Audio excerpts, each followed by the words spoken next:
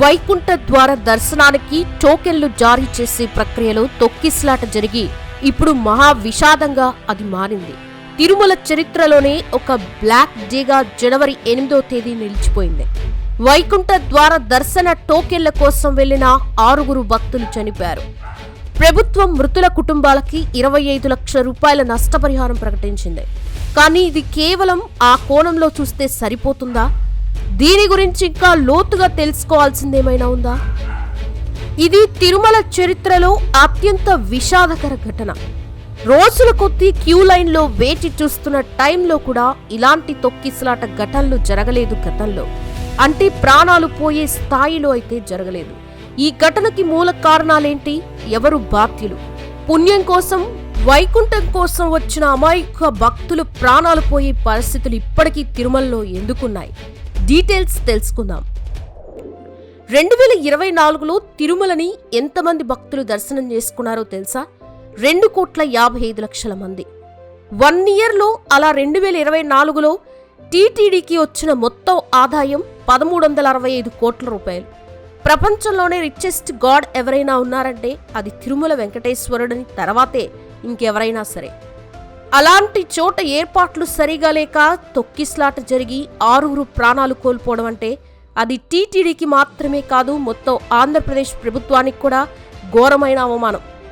ఎందుకంటే ఏర్పాట్లు చేయటానికి ఏ లోటు లేదు, బాగా నిధులున్నాయి. అయినా సరే ఇంత ఘోరమైన విషాదం జరిగిందంటే ఇది ఘోరమైన వైఫల్యం. 2022 దాకా కూడా వైకుంఠ ఏకాదశి సందర్భంగా తిరుమలలోనే పెద్ద ఎత్తున భక్తులు క్యూ లైన్లలో వేచి ఉండే దర్శనాలు చేసుకునేవారు. అంటే కొండ మీదకి వెళ్లి దర్శనం చేసుకునే వాళ్ళు ప్రతి వైకుంఠ ఏకాదశికి కూడా. దీనివల్ల తిరుమల మీద రద్దీ కంట్రోల్ చేయలేనంతగా పెరిగిపోయింది. ఆ క్యూ లైన్లలో గానీ, అక్కడుండే షెడ్స్లో గానీ, క్యూ కాంప్లెక్స్లో గానీ ఎక్కువగా వెయిట్ చేయాల్సి వస్తోంది భక్తులని చెప్పి ఆ పద్ధతిని 2022లో మార్చారు.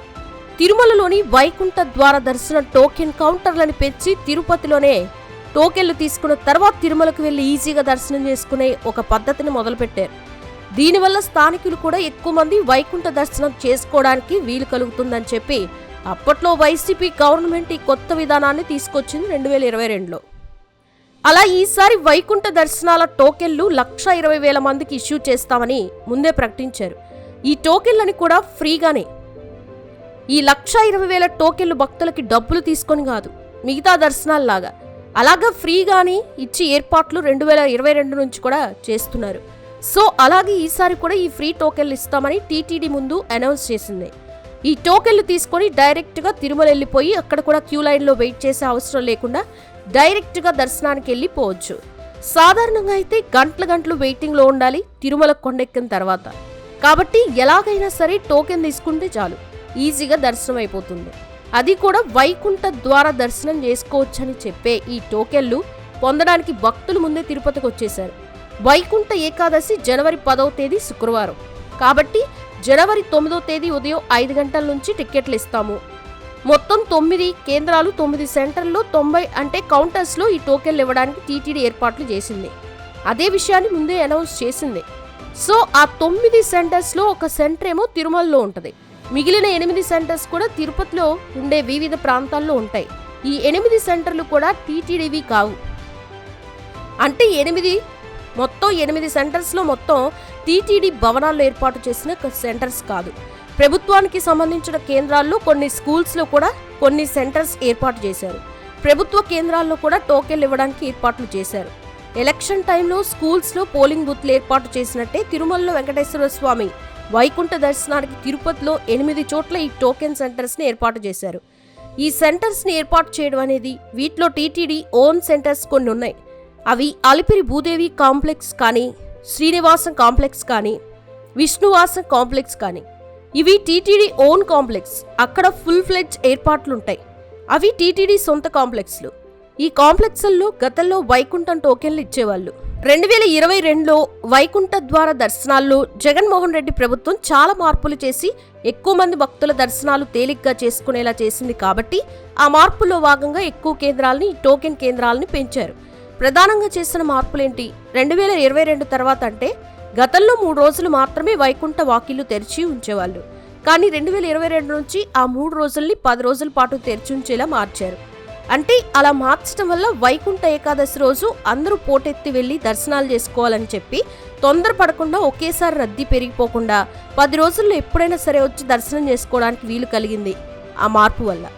అలాగే గతంలో 3 చోట్ల మాత్రమే అలిపిరి భూదేవి కాంప్లెక్స్ కానీ, శ్రీనివాసం కానీ, విష్ణువాసం కానీ 3 చోట్ల మాత్రమే ఈ టోకెన్లు ఇచ్చే సెంటర్స్ ఉండేవి. వాటిని 8 చోట్లకు పెంచారు. సో టీటీడీ కాంప్లెక్స్ లోనే కాకుండా ప్రభుత్వ కాంప్లెక్స్ లో కూడా వైకుంఠ దర్శనం టోకెన్లు ఇచ్చేలాగా అప్పుడు నిర్ణయం తీసుకొని అప్పటి నుంచి ఇస్తున్నారు. అలా నాన్ టీటీడీ సెంటర్స్ ఏవి అంటే జీవకోన, రామచంద్ర పుష్కరిణి, ఎంఆర్ పల్లి స్కూల్, ఇందిరా మైదాన్, బైరాగి పట్టెడ. ఇక్కడే మేజర్గా మనం డిస్కస్ చేసుకుంటున్న ఇన్సిడెంట్స్ జరిగింది. బైరాగి పట్టెడలో ఉంటే రామానాయుడు హై స్కూల్లో టీటీడీ కాంప్లెక్స్లకి ప్రభుత్వ భవనాల్లో ఏర్పాటు చేసిన తాత్కాలిక టోకెన్ కేంద్రాలకి చాలా తేడా ఉంది.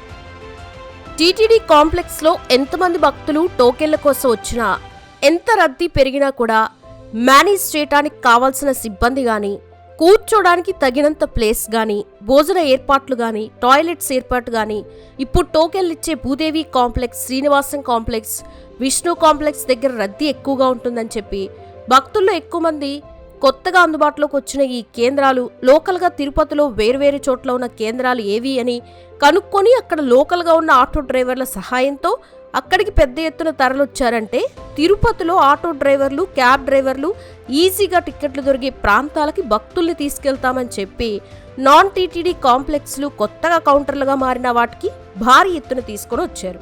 సో అలా తీసుకొచ్చిన వాళ్ళని తప్పు పట్టలేం. తిరుపతిలో ఎవరు దిగినా కూడా తేలిగ్గా దర్శనాలయ్యే మార్గాల కోసం ఫస్ట్ చూస్తారు. తిరుమలకి మీరు ఎల్లుంటే ఖచ్చితంగా ఈ అనుభవం ప్రతి ఒక్కరికి ఉంటుంది. అడుగు పెట్టగానే ఈజీగా ఎలా దర్శనం అయిపోవాలని చెప్పి ఏర్పాటు చేసుకుని వెళ్తారు. లేకపోతే అక్కడికి వెళ్ళిన తర్వాత అలాంటివి వెతుకుతారు. ఇది జాగ్రత్తగా అర్థం చేసుకోవాలి. ఈ తొక్కిస్లాటు ఎవరిది నిజమైన వైఫల్యం అనేది అర్థం చేసుకోవాలంటే ఇప్పుడు నేను చెప్పేది జాగ్రత్తగా వినాలి. టీటీడీ 9వ తేదీ ఉదయం 5 గంటలకి మేము టోకెన్లు ఇస్తాము, టోకెన్లు కావాల్సిన వాళ్ళని రాత్రి అర్ధరాత్రి 12 గంటల నుంచి క్యూ లైన్లోకి అనుమతిస్తాం. టోకెన్లు ఇవ్వడానికి కాదు, క్యూ లైన్లో మీరు 12 గంటలకి రావచ్చు. మేము మార్నింగ్ 5 గంటల నుంచి టోకెన్లను ఇస్తాం. ఇది టీటీడీ చేసిన ప్రకటన. సో 8వ తేదీ మధ్యాహ్నం నుంచే తిరుపతిలో ఉండే 8 కేంద్రాలకి వైకుంఠం టోకెన్ల కోసం భక్తులు వెళ్లడం అనేది మొదలైంది. బైరాగి పట్టెడలో ఉండే రామానాయుడు హై స్కూల్లోకి భారీగా భక్తులు వస్తున్నారు కానీ హై స్కూల్ ఆవరణలో భక్తులు ఎక్కువ మంది ఎక్కువసేపు ఎదురు చూడటానికి కావాల్సిన ఏర్పాట్లు పెద్దగా లేవు. వాళ్ళకి ఫుడ్ ఉండాలి, టాయిలెట్ ఉండాలి. అందుకే ఆ ఏర్పాట్లు ఆ స్కూల్ ఆవరణలో లేవు కాబట్టి పక్కనే పద్మావతి పార్క్ ఉంటుంది. ఆ పార్కులో భక్తులంతా ఎదురు చూసేలాగా, అంటే క్యూ లైన్లోకి వెళ్లేదాకా ఎదురు చూసేలాగా పార్కులోకి గేట్లు తెరిచి పార్కులోకి భక్తులంతా పంపేశారు. అది అర్థమైందనుకుంటున్నాను. 10వ తేదీ దర్శనం చేసుకోవాలి అంటే 8వ తేదీ రాత్రి క్యూ లైన్లోకి వదులుతాం. 9వ తేదీ ఉదయం 5 గంటలకి మేము టోకెన్లు ఇస్తాం అనేది కదా ప్రకటన. 8వ తేదీ నుంచి ఎదురు చూస్తున్నారు. అసలే అది ఒక స్కూల్ ఆవరణ, అందులోనూ చలికాలం, తినడానికి తిండి కూడా లేదు. చాలా లేట్గా వీళ్ళు పొద్దున్న నుంచి వెయిట్ చేస్తుంటే సాయంత్రం 6 గంటలకు 5:30 ఆ టైంలో అక్కడికి వాళ్ళకి ఫుడ్ అందింది. సో వచ్చిన వాళ్ళంతా కూడా ఎప్పుడెప్పుడు క్యూ లైన్లు తెరుస్తారా, ఎప్పుడెప్పుడు క్యూ లైన్లో కౌంటర్ల దగ్గరికి వెళ్ళి టోకెన్లు తీసుకుని వెళ్ళిపోదామా అని ఆతృతతో ఎదురు చూస్తున్నారు. ఆ టైంలో సరిగ్గా 8వ తేదీ రాత్రి 8 గంటల 15 నిమిషాల కంటే అప్పటికే అఫీషియల్గా క్యూ లైన్లు ఓపెన్ చేయడానికి 4 గంటల దాకా టైం ఉంది. కానీ క్యూ లైన్లు ముందు దాకా పార్కు కానుకొని క్యూ లైన్లు, ఇది మొత్తం కూడా భక్తులతో కిక్కిరిసిపోయింది. అందరూ ఎదురు చూస్తున్నారు. అక్కడ క్యూ లైన్ ముందు పార్క్ వైపు తిండి నీళ్లు లేకుండా ఎదురు చూస్తున్న ఒక వ్యక్తి సిక్కయ్యారు. ఊపిరాడకుండా అయింది ఆ వ్యక్తికి. సో అతనికి సహాయం చేయడం కోసమే గేట్ ఓపెన్ చేసినప్పుడు గేట్లు ఎందుకు ఓపెన్ చేస్తున్నారనే క్లారిటీ అక్కడున్న భక్తులకు లేకపోవడంతో ఒక్కసారిగా టోకెన్లు ఇవ్వడానికి గేట్లు తెరుస్తున్నారని భావించి ఎగబడిపోయారు.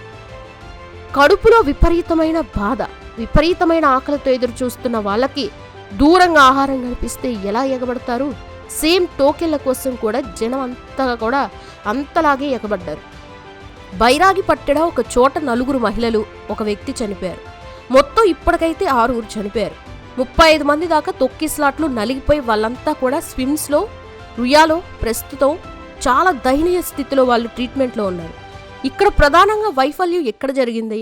భక్తులకి టోకెన్లు సరిగ్గా ఎప్పుడు ఇచ్చేది అనేది కూడా చెప్పడంలో కూడా టీటీడీ ఘోరంగా విఫలమైంది.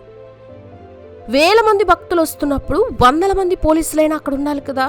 కానీ పట్టుమని 10 మంది కూడా పోలీసులు అక్కడ లేరు. ఆ తొక్కిసలాట జరిగినప్పుడు అని చెప్పి స్వయంగా అక్కడున్న వారు చెప్తున్నారు. అలాగే టోకెన్ల కోసం ఎదురు చూస్తున్న వాళ్ళలో ఒకరు సిక్కైతే వెనక ముందు ఆలోచించకుండా ఎలా ఒకేసారి గేట్లు ఓపెన్ చేసి అందరినీ కన్ఫ్యూజ్ చేస్తారు. ఆ కన్ఫ్యూజన్ క్రియేట్ చేసింది జనం కాదు.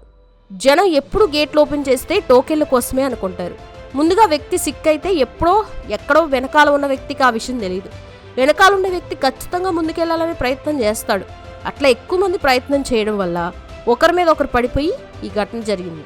సో భక్తులకి ఎప్పటికప్పుడు మైక్లో పెద్దగా వినిపించేలా అసలు అక్కడ ఏం జరుగుతోంది, ఎగ్జాక్ట్గా ఏ టైంకి ఓపెన్ చేస్తారు, ముందుగా సిక్ అయిన వ్యక్తికి సహాయం చేయాలి, అందుకే ఓపెన్ చేస్తున్నాం అనే విషయం కూడా మైక్లో చెప్పి ఉండాలి. కానీ టోకెన్లు ఇచ్చేందుకు గేట్లు తెరిచారు అనే కన్ఫ్యూజన్ని టీటీడీ సిబ్బంది లేదంటే పోలీస్ సిబ్బంది కలగజేశారు కాబట్టి ఈ తొక్కిసలాట జరిగింది. ఒకవేళ అప్పుడు అక్కడ జనాన్ని కంట్రోల్ చేయడానికి భారీగా పోలీసులున్నా, లేకపోతే టోకెన్లు ఎప్పుడొచ్చేది పదే మైక్లో చెప్తూ ఉన్నా, భక్తులు ఎంతసేపు ఎదురు చూసినా కూడా వాళ్ళకి కావాల్సిన సౌకర్యాలన్నీ ఉన్నా కూడా ఇది జరిగేది కాదు. కలెక్టర్ చెప్పిన దాన్ని బట్టి బైరాగి పట్టెడలో తొక్కిసలాట జరిగినప్పుడు కేవలం 2.5 మంది ఉన్నారని చెప్పారు. కానీ నేను అక్కడున్న స్థానికులతో మాట్లాడితే సుమారు 5,000 మంది దాకా అక్కడే ఉన్నారని చెప్పారు. అది చాలా పెద్దది. 2 నెంబర్ చాలా పెద్ద నెంబర్స్ ఏం కాదు. కానీ రామానాయుడు స్కూల్ ఆవరణ చిన్నది. అది కూడా చుట్టూ నివాస గృహాలు ఉంటాయి. నివాస గృహాల మధ్యలో ఉండే స్కూల్ అది. సో టీటీడీ కాంప్లెక్స్ కాదు. అలాంటప్పుడు ఇంకా ఎక్కువ జాగ్రత్తలు తీసుకొని ఉండాల్సింది. కానీ అలాంటివేమీ ఏర్పాట్లు లేవు అక్కడ చిన్నపిల్లలు ఉంటారు, వృద్ధులుంటారు, బీపీ షుగర్తో బాధపడే పేషెంట్స్ వచ్చి ఉంటారు. సో వాళ్ళందరూ కూడా వైకుంఠ ద్వారం దర్శనం చేసుకోవాలని చెప్పి అక్కడికి వచ్చినప్పుడు వాళ్ళని గంటలు సరైన సమాచారం లేకుండా, తిండి నీళ్లు లేకుండా, టాయిలెట్ సౌకర్యాలు లేకుండా అక్కడ పెట్టేస్తే వాళ్ళల్లో ఒక హర్రీనెస్ ఉంటుంది, ఎప్పుడెప్పుడు వెళ్ళిపోదామని చెప్పి. ఈ ఒక్క బైరాగి పట్టెల్లో మాత్రమే తొక్కిసలాట జరగలేదు. టీటీడీ కాంప్లెక్స్ కాకుండా ప్రభుత్వ కాంప్లెక్స్లో ఎక్కడైతే ఈ కౌంటర్స్ పెట్టారో అక్కడ కూడా తొక్కిసలాటలు జరిగాయి.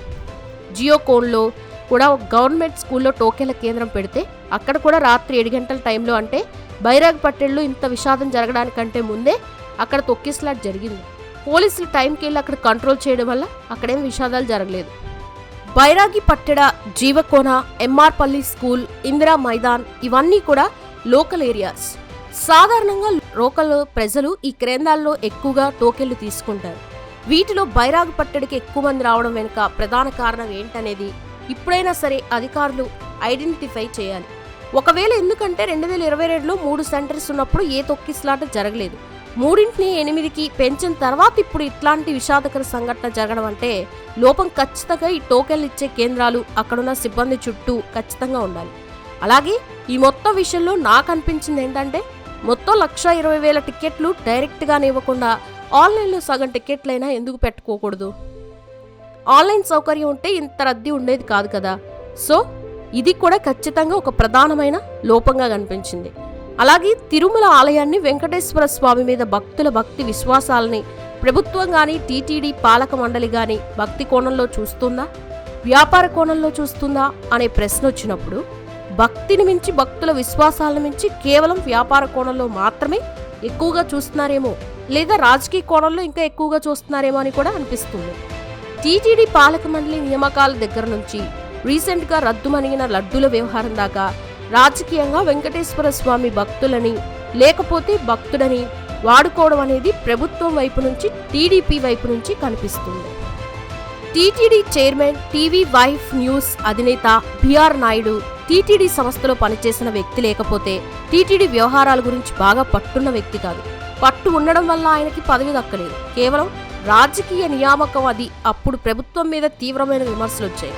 బిఆర్ నాయుడిని టీటీడీ చైర్మన్ చేసినప్పుడు ఏ ప్రాతిపదికన బిఆర్ నాయుడు టీటీడీ చైర్మన్ పదవికి అర్హుడని చెప్పి చాలా మంది ప్రశ్నలు బయటకు వచ్చాయి. అయినా సరే ప్రభుత్వం నుంచి సమాధానం లేదు. గత వైఎస్ఆర్సీపీ ప్రభుత్వంలో నిష్పాక్షికంగా టీటీడీ చైర్మన్ గా నియమించారు అని చెప్పి నేను చెప్పట్లేదు. అప్పుడు కూడా కుల ప్రాతిపదికన, రాజకీయ ప్రాతిపదికన మాత్రమే టీటీడీ చైర్మన్ నియామకం జరిగింది. అప్పుడు వైవి సుబ్బారెడ్డి, ఇప్పుడు బిఆర్ నాయుడు, అప్పుడు రెడ్డి, ఇప్పుడు నాయుడు పేర్లు ప్రభుత్వాలు మారడం తప్ప భక్తుల సౌకర్యాల విషయంలో వచ్చిన మార్పేం లేదు. ఈ ఘటనకి బిఆర్ నాయుడు ఎలాంటి బాధ్యత తీసుకుంటారు, బాధ్యత తీసుకోకపోగా ఇదంతా అడ్మినిస్ట్రేషన్ లోపని డైరెక్ట్గానే చెబుతున్నారు. గతంలో చూసాం, లడ్డూల చుట్టూ ఆంధ్రప్రదేశ్లో రాజకీయాలు ఏ స్థాయిలో దేశాన్ని మిస్లీడ్ చేశాయో చూసాం. ఏకంగా అప్పుడు లడ్డూల విషయంలో వెంకటేశ్వర స్వామికి ఘోరమైన అపచారం జరిగిందని చెప్పి డిప్యూటీ సీఎం పవన్ కళ్యాణ్ ప్రాయశ్చిత్త దీక్ష చేసి చెప్పి చాలా హడావిడి చేశారు. ఇప్పుడు జరిగిన మహా అపచారానికి ప్రాయశ్చిత్త దీక్షను మించిన దీక్ష ఏదైనా చేస్తారా? పవన్ కళ్యాణ్ అనేది తెలియదు, కానీ పవన్ కళ్యాణ్ కూడా ఘటనా స్థలానికి వెళ్లి పరిస్థితిని పరిశీలించారు. ప్రస్తుతం ఏపీ నాయకులంతా కూడా తిరుపతి వెళ్తున్నారు. ముఖ్యమంత్రి చంద్రబాబు నాయుడు కూడా వెళ్లారు. అలాగే వైఎస్ఆర్సీపీ అధ్యక్షుడు జగన్మోహన్ రెడ్డి కూడా ఆరా తీస్తున్నారు, బాధితులని పరామర్శిస్తున్నారు. అయితే అది కాదు, ఇప్పుడు ప్రధానంగా జరగాల్సింది భక్తుల భక్తి విశ్వాసాలకి సంబంధించిన అంశాలన్నిటినీ ప్రభుత్వాలు, నాయకులు రాజకీయాలకి అతీతంగా చూడాలి. కానీ అంత మెచ్యూరిటీ మన ఏపీ పొలిటీషియన్స్ నుంచి ఆశించగలమా? కామెంట్ చేయండి. మరి ఈ ఘటనపై మీరేమనుకుంటున్నారు? ఎవరు తప్పు అనుకుంటున్నారు? కామెంట్ చేయండి.